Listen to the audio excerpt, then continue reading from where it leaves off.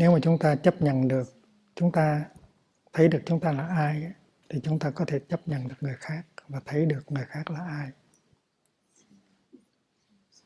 Còn nếu chúng ta không có chấp nhận được chính chúng ta, thì chúng ta cũng sẽ không chấp nhận được người khác. Có những người trong chúng ta không chấp nhận được bản thân. Chúng ta có cái mặc cảm là thua người. Chúng ta giận bản thân của mình. Và khi mình không có chấp nhận được mình thì làm sao mình chấp nhận được người khác. Mà nếu mình có chấp nhận nhau thì mình sống với nhau không có hạnh phúc. Thành ra cái hạnh phúc ở trong chúng á, nó được dựa trên cái sự thực tập gọi là chấp nhận. Mình phải bắt đầu như thế này. Tôi chấp nhận tôi là như vậy.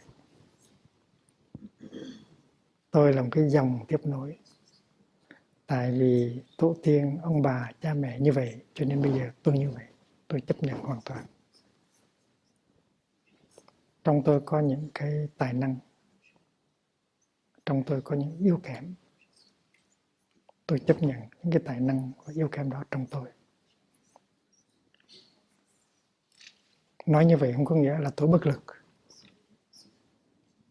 Bằng cái sự tu tập, tôi có thể phát triển những cái tài năng đó. Bằng sự tu tập, tôi có thể chuyển hóa bớt những cái chuyển bớt từ từ những cái yếu kém trong tôi. Thành hai cái đó nó đi đôi với nhau.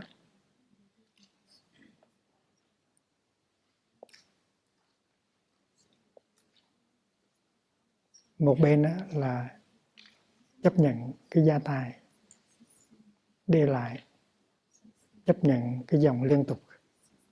Một bên là có một cái ước mơ làm cho nó hay hơn. Thành ra một cái sự chấp nhận đó với cái ước mơ đó nó có thể đi đôi với nhau. Thành ra khi mà có một người nhìn vào mình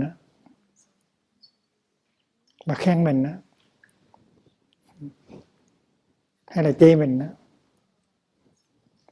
mà nếu mình có cái tuệ giác đó thì mình không có đau khổ nữa.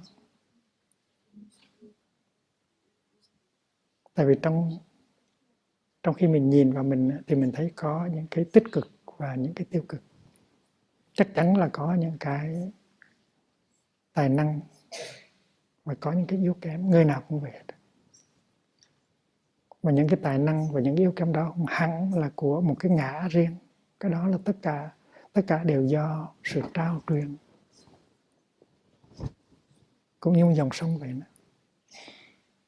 Dòng sông nó như vậy là tại vì những cái dòng nước nhỏ nó chảy vào dòng sông nó như vậy.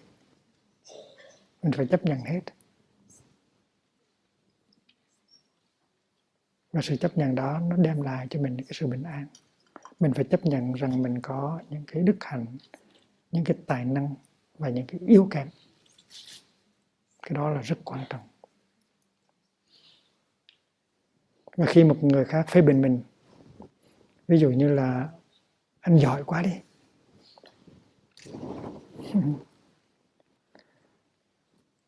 thì mình phải biết phản ứng như thế nào cho nó đúng với chánh pháp. Mình có thể nói rằng bạn nói đúng một phần nào đó. Tại vì trong tôi nó có những cái tích cực thiệt. Nhưng mà bạn nên biết là trong tôi nó cũng có những yếu kém, những cái tiêu cực. Thành ra cái bạn nói đó, cái câu khen ngợi của bạn đó nó chỉ đúng một phần thôi. Và vì vậy cho nên mình thoát ra khỏi cái complex và cái mặc cảm là hơn người. Nếu không có cái tự giác đó mà người ta cứ tiếp tục khen mình thì mình tưởng mình là ông trời. Cho nên khi mà được một người khen thì trong bụng mình phải nói you are partly right. Tôi có một vài cái tích cực như vậy đó. Nhưng mà anh không biết đó, trong tôi có những cái tiêu cực nhiều lắm. Thành ra mình cũng có nói ra, nhưng mà mình phải nghĩ như vậy. Khi một người khen mình thì mình phải nói anh nói đúng một phần nào đó thôi. Tại vì anh chưa thấy những cái tiêu cực của tôi. Và như vậy thì mình giữ được cái khiêm nhường của mình không bị phồng mũi lên, và mình không có bị đánh hư của mình, làm hư mình. Và ví dụ như có người tới chê anh là cái đồ vô tích sự, anh là người có quá nhiều yếu kém, thì mình cũng vậy. Mình nói người đó nói đúng một phần là thôi, anh nói đúng một phần nào đó thôi. Tôi cũng có những cái đức tính rất là tốt, tôi có những cái tài năng, và khi đó mình đáp lại bằng lời nói hoặc là bằng sự im lặng, nhưng mà trong này phải có cái câu đó. Cái đó chỉ đúng một phần thôi. You are only partly right. Đây là câu linh chú thứ 6.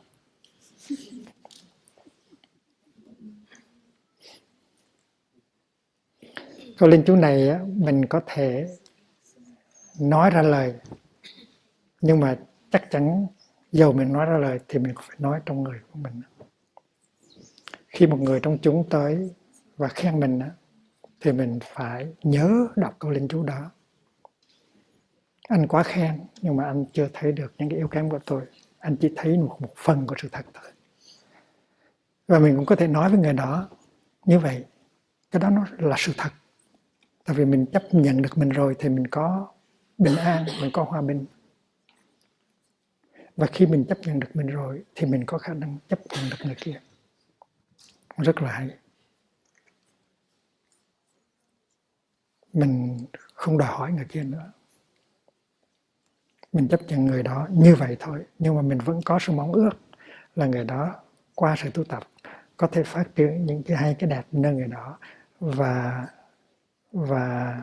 làm giảm bớt những cái yếu kém của người đó.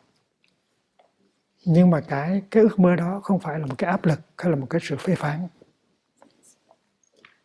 Thì tại vì mình đối xử với mình như vậy đó, mình nhận thức là trong mình có những cái tích cực và những cái tiêu cực. Mình chấp nhận hết cả hai cái phần tích cực tiêu cực đó thì mình có bình an. Nhưng mà không có ai ngăn cấm mình có một ước mơ là với sự thực tập này mình có thể làm lớn lên những cái tích cực, và với sự thực tập này mình sẽ làm giảm bớt cái tiêu cực. Thì mình ước mơ cho mình như vậy thì mình cũng ước mơ cho người kia như vậy. Và vì cho nên trước khi phê bình hoặc là la một sư em thì mình phải nhớ như vậy, mình phải chấp nhận cái người đó trước. Thay vì nói là sư em vô tích sự thì mình phải nói rằng sư em có nhiều cái hay lắm, nhưng mà cũng có vài yếu kém, thì chỉ muốn là em thực tập như thế nào để những yếu kém đó nó giảm thiểu. Và nói như vậy thì người kia sẽ hạnh phúc hơn. Tại vì trong chúng có những người rất là mong manh, rất là sensitive, rất là sợ soi sáng.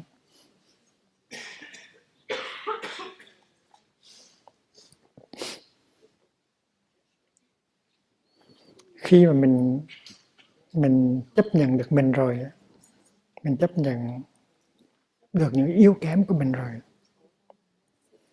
thì tự nhiên mình có bình an.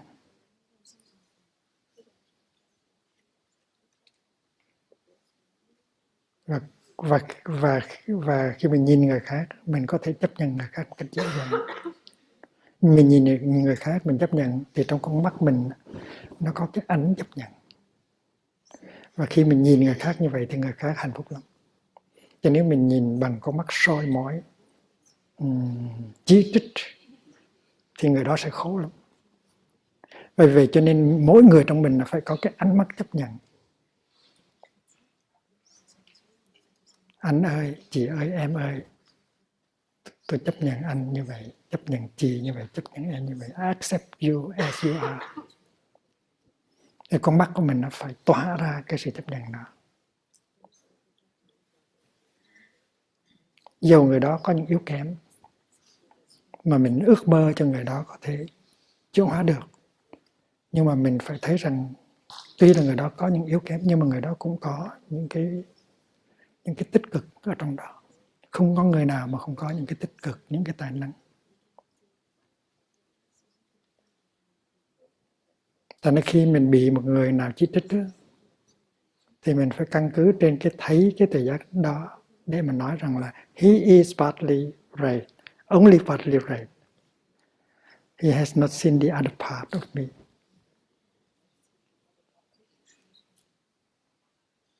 Người đó mới thấy được một phần của mình thôi, người đó chưa thấy hết được mình. Mà sự thật là như vậy, làm sao mình thấy hết được cái người kia được? Chính mình đây mà mình chưa thấy được, làm sao mình thấy được người kia? Cho nên sống trong một cái đoàn thể, mình phải có cái khiêm nhường đó. Mình phải thấy rằng mình không có cái ngã riêng biệt, mình là sự tiếp nối của dòng họ của tổ tiên. Tất cả những cái tài năng, những đức hạnh mà mình có đây, mình đừng tưởng là của mình, của một cái ngã riêng. Những cái đó đều là do tổ tiên truyền lại hết. Phải thấy được như vậy. Phải dâng lên một cái niềm biết ơn là tổ tiên đã trao truyền lại cho mình những hạt giống của tài năng, của đức hạnh. Nếu mình có một cái hình hài mạnh khỏe hay là xinh đẹp, thì mình cũng đừng tự hào là cái đó là của tổ tiên, chứ không phải là của mình. Và nếu mình có một vài cái yếu kém, một vài cái tật xấu, thì cái đó cũng là của tổ tiên trả lại. Mình đừng bị kẹt vào cái ngã mà mình giận mình tại sao như vậy. Cho nên quan trọng nhất là phải chấp nhận, acceptance. Mình phải chấp nhận chính mình. Và như thầy đã nói, chấp nhận chính mình không nghĩa là chịu chết trong tình trạng đó. Mình vẫn có thể có ước mơ. Với cái sự thực tập mình có thể phát triển được những cái tài năng, những cái tích cực. Với sự thực tập mình có thể giảm thiểu những cái yếu kém. Và mình đối với mình như vậy được, thì mình bắt đầu có thể đối với người kia như vậy được. Mình nhìn người kia bằng con mắt chấp nhận. Dear brother, dear sister, I accept you as you are. You are my brother, you are my sister. Thì người kia sẽ hạnh phúc lắm. Nhưng mà cái điều đó không có nghĩa là mình không có những ước mơ cho người đó. Mình vẫn ước mơ cho người đó. Cũng như mình đã ước mơ cho mình, là mình ước mơ cho người đó sẽ phát triển được những cái hay, cái tốt nơi người đó. Và có thể chuyển hóa được một vài cái tiêu cực nơi người đó. Thành ra cái câu linh Chúa mà thầy đề nghị là you are partly true, you are partly right. Khi mà họ khen mình á, thì đó cũng là đúng một phần. Và khi họ chê mình á, thì cũng là đúng một phần. Tại vì chúng ta ai cũng có những yếu kém, chúng ta ai cũng có những cái tài năng. Đừng để cho cái chê, cái khen nó làm cho mình đau khổ. Và khi mình chê, khen người ta cũng phải cẩn thận.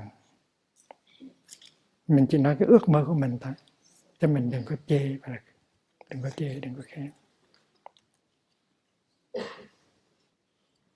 Mình đừng có làm cho cái ngã của người kia nó phồng ra, nó bung ra. Và mình cũng đừng làm cho cái ngã của mình bung ra.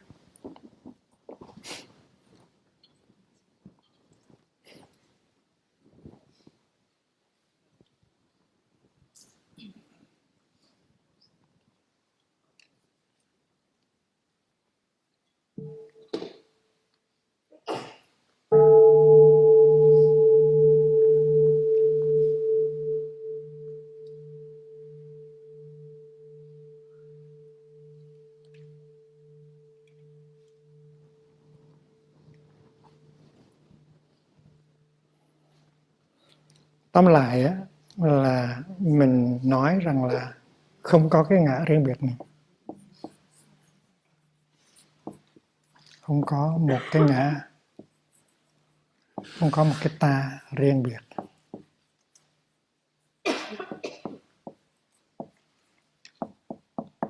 Mà chỉ có một dòng liên tục.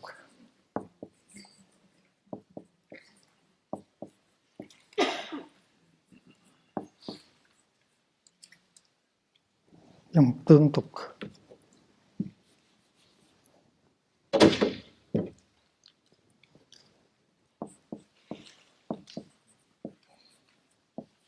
Hình ảnh của dòng sông.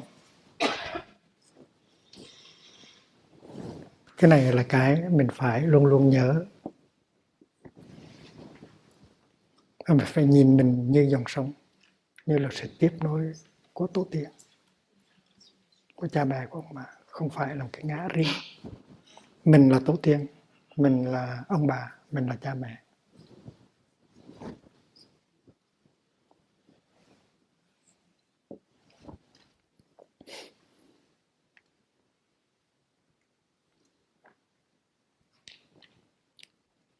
Thứ hai là mình phải chấp nhận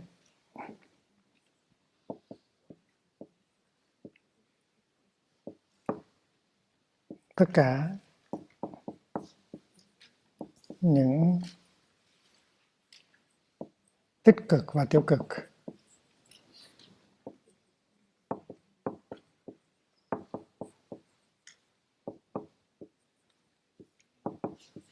trong cái dòng tương tục đó.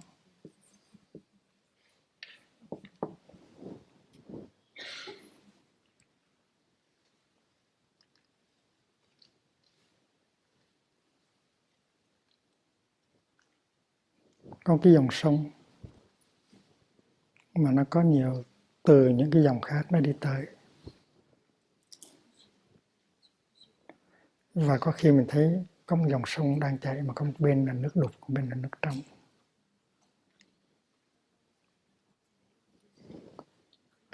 Thì mình phải chấp nhận hết. Tại vì những cái suối mà đi vô là như vậy thì dòng sông nó sẽ như vậy.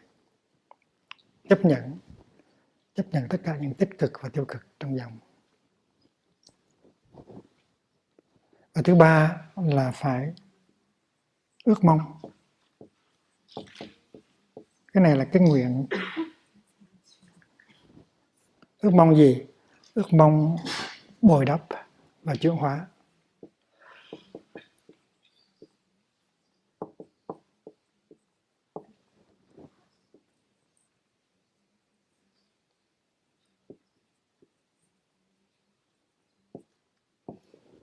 Bồi đắp những cái tích cực đang có trong cái dòng liên tương tục đó và chuyển hóa thanh lọc những cái yếu tố đang còn tiêu cực ở trong mình. Đó là những cái mình làm cho mình.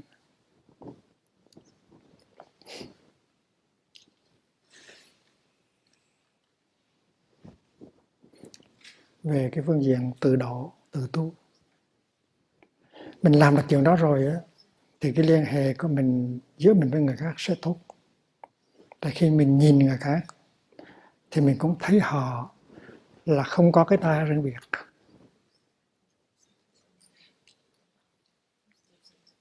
Mà họ là cái dòng tương tục. Nếu họ có những cái tài năng đó là do tổ tiên ông bà trao truyền cho họ.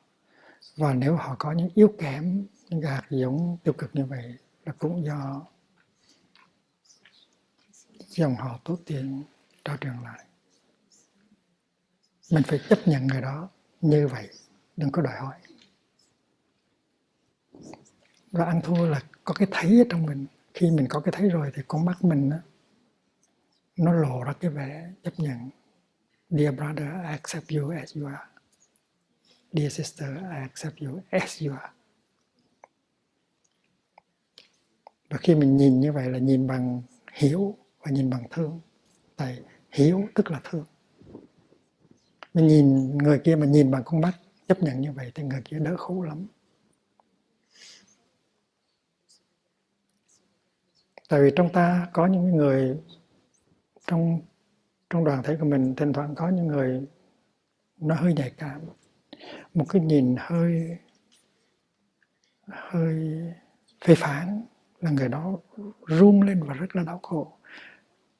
Và đôi khi mình không có phê phán nhưng mà người kia tưởng là mình phê phán Giống như một con chim mà đã từng bị một mũi tên rồi thì thấy cái cây cong cong tưởng là cái cung đang nhắm bắn mình. Và vì vậy cho nên phải cẩn thận. Đau khổ lắm. Vì vậy cho nên mình phải biết nhìn bằng con mắt chấp nhận, phải nhìn bằng cái con mắt từ bi. Và chúng ta hiểu rằng cái hiểu nó đưa tới cái thương. Mình muốn thương nhưng mà không hiểu làm sao thương được. Mà hiểu đây là cái thấy. Thấy cái gì? Thấy rằng người đó không có cái ta riêng biệt, người đó chỉ là một cái dòng tương tục thôi. Và người đó đã tiếp nhận được những cái tích cực và tiêu cực từ quá khứ. Thì mình phải chấp nhận xứ em mình như vậy. Mình phải chấp nhận xứ anh, xứ chị mình như vậy. Và mình nên nói ra.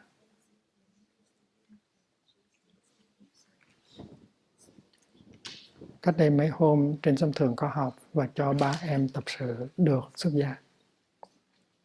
Và ngày hôm qua thầy có đưa 3 em đi thiền hành với thầy xuống Sơn Hà.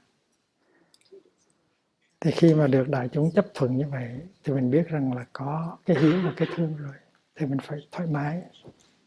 Và khi mà có cảm tưởng được chấp nhận là mình hạnh phúc lắm. Vì vậy cho nên mình phải tập nhìn tất cả những người ở trong chúng, trong đại gia đình của mình với con mắt chấp nhận. Dear brother, dear sister, I accept you as you are. Nhưng mà điều đó không có nghĩa là mình có ước mơ cho người đó. Mình ước mơ thì mình nói rằng này xem có những cái tích cực mà xem có thể nên giữ gìn, nên bồi đắp để cho xem có thêm hạnh phúc mà chúng có hạnh phúc.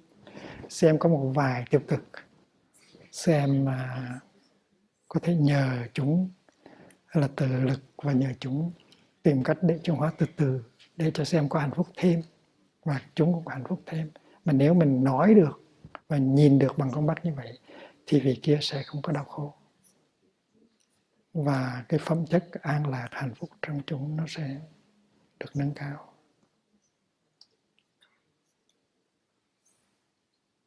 Con mắt mình nó nói nhiều lắm. Nhiều khi mình cứ nói gì hết nhưng mà con mắt mình nó nói. Vậy cho nên phải có cái thấy để cho con mắt mình nó nói được lên sự chấp nhận người kia. Tại vì mình là một gia đình, mình sống với nhau, mình phải chấp nhận nhau mới có hạnh phúc được. Và mình mới có thể có cơ hội đem hạnh phúc lại cho những người khác. Thì 3 cái điểm này là 3 điểm mà mình phải quán chiếu cho chính mình. Mình chấp nhận được mình thì mình có an lạc, có hạnh phúc. Rồi khi mình chấp nhận được mình rồi thì mình có thể chấp nhận được những người khác. Và cái hạnh phúc trong nếp sống cộng đồng nó trở thành một sự thật. Đối với người khác mình cũng phải thấy được 3 cái này. Bằng con mắt mình chứng tỏ rằng mình có cái thấy đó. Và bằng cái lời nói mình cũng có thể chứng tỏ được cái điều đó. Vì vậy cho nên từ đây tới về sau, hay khi nào có ai khen mình thì thay vì mình nở cái mũi ra thì mình nói rằng xem nói đúng một phần thôi, em cũng có những cái yếu kém.